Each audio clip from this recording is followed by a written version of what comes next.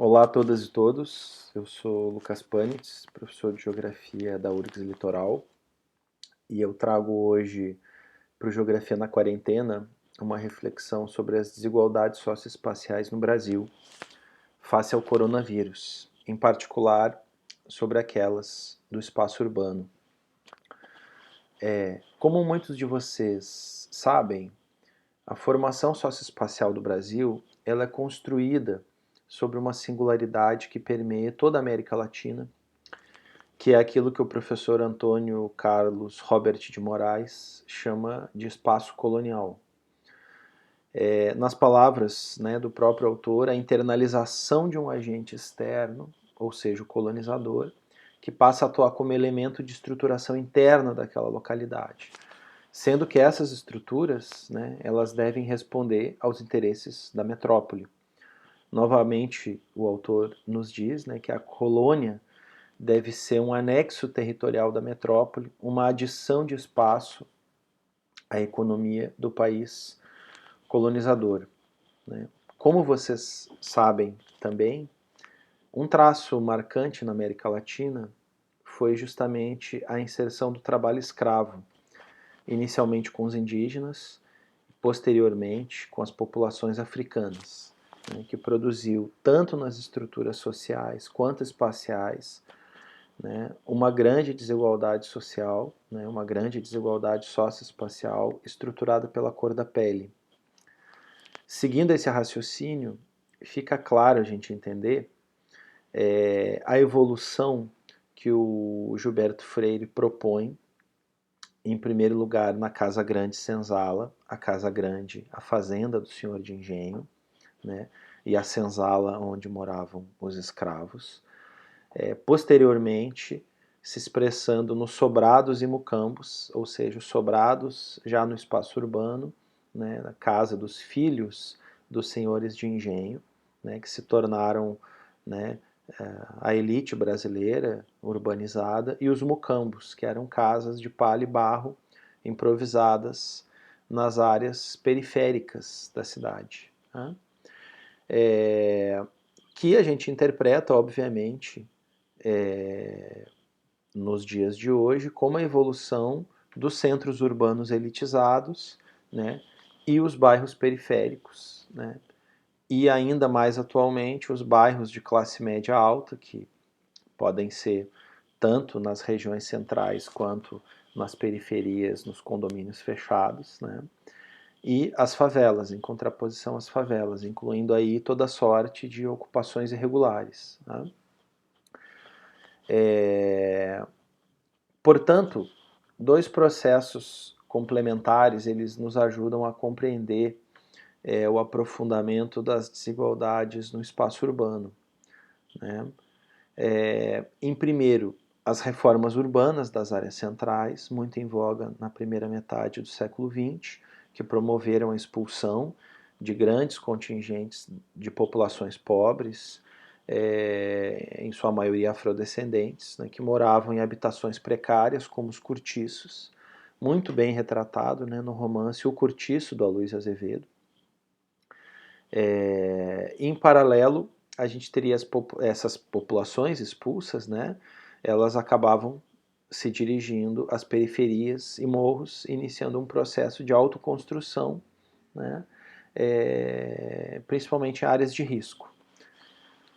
Mais contemporaneamente, a professora Yvonne Maltner, ela ressalta esse processo de periferização das classes trabalhadoras a partir da autoconstrução e da mimetização do espaço urbano legal, ou seja, ao ocupar áreas não regularizadas, comprando seus lotes por agentes imobiliários ilegais, a população acabou construindo o espaço periférico aos moldes do espaço urbano consolidado, mas com toda sorte de precariedades.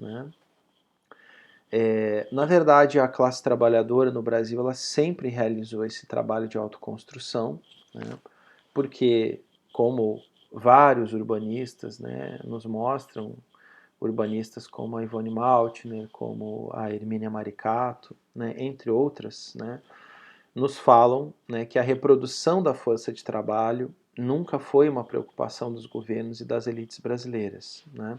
Isso quer dizer que enquanto países como França, Alemanha, Inglaterra, por exemplo, né, tiveram uma preocupação em produzir condições minimamente dignas para que a força de trabalho pudesse se reproduzir, no Brasil isso nunca foi levado em conta, né? Algumas poucas experiências no Brasil indicam nessa direção e são incipientes, né? Como os IAPIs, os BNHs, as Coabs e mais, né, por último, Minha Casa Minha Vida, né? E que com certeza não deram conta do déficit habitacional, né? Principalmente das populações mais humildes, né? Isso acaba evidenciando a produção de duas cidades, uma cidade legal, produzida pelo planejamento do Estado, né, e voltada, obviamente, né, para as elites, e outra construída pelos pobres, né. Pouco a pouco, através da organização das comunidades, elas logram acesso à água, à luz, a serviços públicos, ainda que precários, né. É necessário dizer que essa cidade ilegal, entre aspas, né, por vezes ela é muito maior do que a gente imagina, né? E em grande parte elas estão estabelecidas sobre áreas de proteção ambiental, que são aquelas onde o Estado possui baixa fiscalização e também pouco interesse em conservá-las, né? E são, obviamente, lugares de risco, encostas de morro, áreas íngremes, áreas de inundação, beira de rio, entre outros, né? Outras características, né, dessas áreas que são autoconstruídas obviamente, o baixo nível de saneamento básico, da existência de banheiros adequados, né, de esgoto, de água potável, né, a próprias condições de habitabilidade, né, de conforto ambiental, de proteção das habitações, né, instalações elétricas improvisadas, traçados urbanos irregulares e assim por diante, né. Pois bem, né, vamos pensar agora então na questão do coronavírus, né, em um momento em que nós somos obrigados a permanecer em casa, o que os governos nos indicam, né, as autoridades de saúde, a permanecermos em casa para evitar a propagação de uma doença. Nós nos defrontamos com um problema estrutural do espaço brasileiro, que é a existência de uma grande parte da população que não possui condições básicas de habitação, né? Grande parte dessas famílias numerosas, com 4, 5 ou mais moradores, né, vivem em um ou dois cômodos, né? Em caso de contaminação, por exemplo, de uma pessoa, como isolar um morador em casa, né? Como as autoridades de saúde nos indicam, né? Como dedicar um banheiro exclusivo à pessoa infectada, como também nos é indicado, né? Como permanecer em isolamento.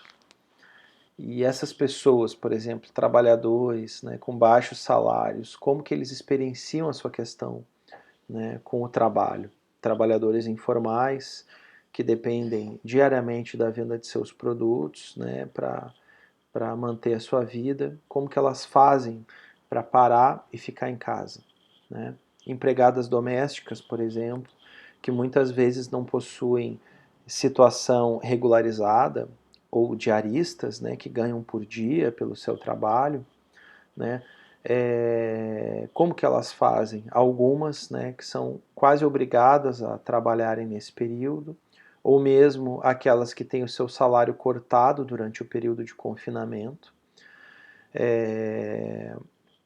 entram numa situação complicada, né? Não vamos nos esquecer de que a mídia já relatou, né, várias notícias, né, já indicam que, por exemplo, trabalhadoras domésticas que tiveram que permanecer, principalmente no Rio de Janeiro, né, que a gente está se referindo, tiveram que permanecer cuidando de casais ou pessoas que estavam infectadas com coronavírus, se infectaram, levaram isso para os bairros, né, onde elas moravam, né, infectaram suas famílias e algumas delas até, inclusive, vieram a óbito, né? Então, é uma experiência muito diferente, né, com relação à doença, né? Quem vende produtos na rua, né, como, por exemplo, produtos alimentares, né, é outro exemplo disso que a gente está falando, né? Então a experiência também no acesso aos equipamentos de saúde, ela também é muito desigual, né? As unidades de saúde especializadas, os grandes equipamentos de saúde, como hospitais, pronto-socorros, né, eles muitas vezes são distantes da sua moradia, o transporte público é ineficiente, né, e nesse momento mesmo no Brasil nós temos um programa de saúde da família que atende os mais pobres, mas que está numa situação completamente ineficaz, não tem, né, condições de fazer um trabalho informativo, preventivo junto às populações, né?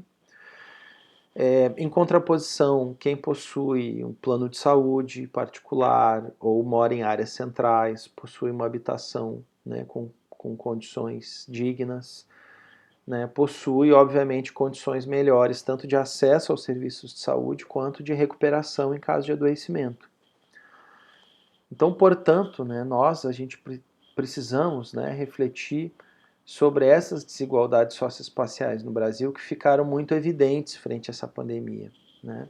É complicado nós pedirmos para todos ficarem em casa se muitos vivem em condições muito adversas, né?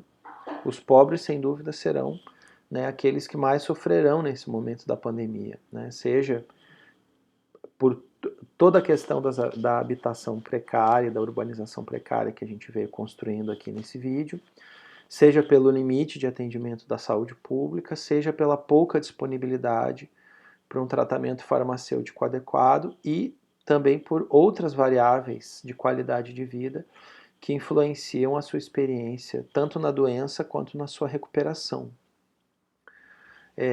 Vários urbanistas, geógrafos, médicos sanitaristas, sociólogos, né, têm alertado que as ondas de epidemia no Brasil, como a dengue, a zika, a chikungunya, possuem relação direta com a urbanização, com o tipo de urbanização desigual que nós possuímos e a falta de políticas de saúde e de planejamento territorial efetivo, né?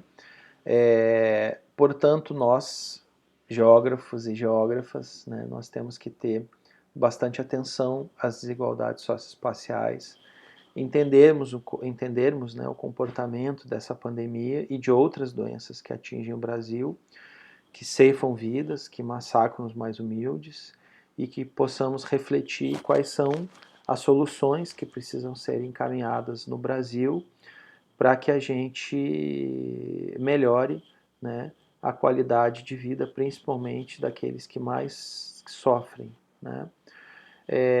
Aqui na descrição do vídeo eu vou passar os links dos textos que eu citei aqui e de outros que possam interessar a vocês também, tá bom? Eu desejo uma ótima quarentena a todos, cuidem-se, informem-se e até a próxima. Obrigado.